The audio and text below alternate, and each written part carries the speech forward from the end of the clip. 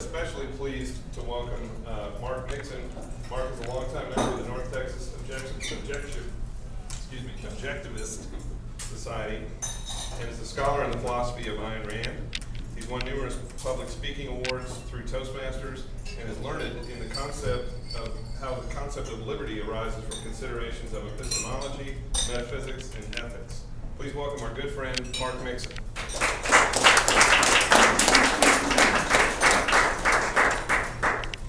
Thank you, Paul. Also, thank you, Curry, and Kevin for organizing this event and inviting me personally to speak. Let me say, I have to say, that was a really wonderful introduction you wrote for me. I could tell I was not wrong in asking you to do that.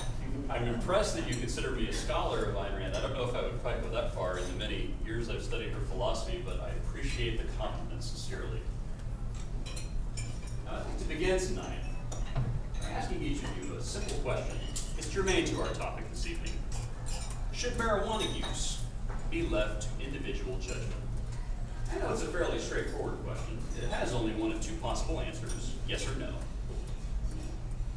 But there are a multitude of reasons why you might choose either one. Now, I would wager that almost everyone in this room would answer yes to that question. But if I were to take a survey of any 5 of you and ask you your reasons why you say yes, I'm willing to bet I would get several different answers. I bet a couple of you might say, well, I don't want to go to jail for doing something I love. It's pretty harmless. Some might say that our prisons are overflowing with nonviolent drug offenders, and that costs a lot of money. Others might say that the war on drugs is also helping to bankrupt our nation's government. A lot of different reasons. Now, these are all valid and true statements, but there's something missing. What is it? Suppose I were to change this question just a little bit. Let's say I asked, should marijuana use be left up to the judgment of children? Should children be allowed to use marijuana? Would your answer stay the same? Yes or no? Would your reasons change? What if I altered the question further and I asked about heroin, or caffeine, or cocaine, or antibiotics? Now, these are all variations. These are all different examples of concrete, individual issues. But what I would like you to do is step back and think abstractly. Is there some essential that you can strip away? Something that unifies all these questions, similarity. What you're looking for has a name. It's one word. You've probably heard it. It's called a principle. Or, as it's less popularly known as, philosophy. Now, you might be surprised to hear that. Principles are your philosophy. Now, by show of hands, how many people think that philosophy is something that academics do to justify a salary at a state university? Wow, no, I'm actually kind of impressed with that. That's, well, somebody had recently. For some it is. On the other hand, how many people, when you think of philosophy, think of something that is critical to everyday living, that is practical, it's germane to your life? Wow, I picked the wrong audience. Or maybe the perfect audience for a lecture on principles. The other thing to point out to you that you may not accept is that everyone has a philosophy.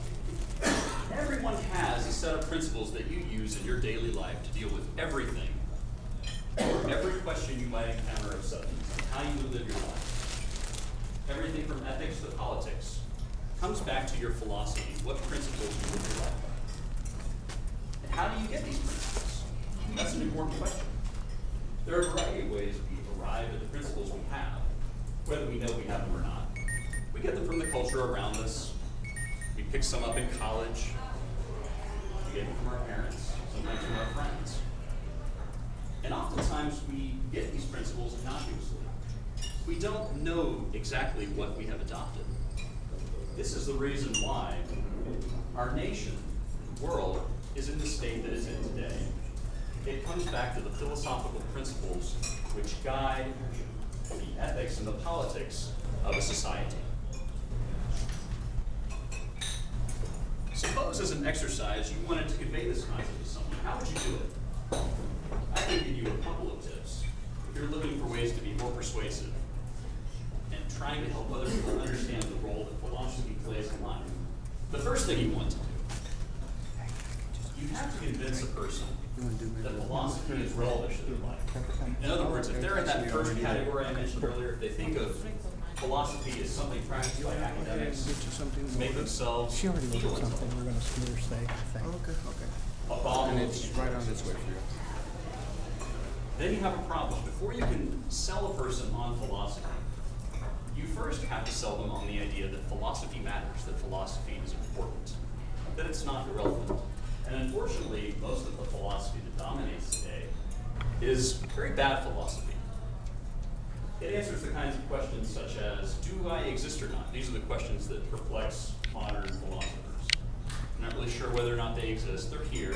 They're pretty sure they're talking, but they're not quite sure they exist. And this, unfortunately, is what correctly leads most individuals in our society to dismiss philosophy, although it leads them wrongly to dismiss the entire field of philosophy. In other words, the dominance of bad philosophy is leading them to dispense with the entire profession when it comes to their daily lives. The other thing you can do, you have to point out that everyone does have philosophy, whether they know it or not. There are a couple of interesting ways you can do this. My favorite, point out some very common platitudes, common quotes that are used every day, and their source. I could ask, for example, how many people in this room have heard or thought the following? It's good in theory, but it doesn't work in practice. Surely everyone's heard of that. Does anyone know where it comes from? It comes from Plato. Plato was the philosopher who originated that concept. How about this notion?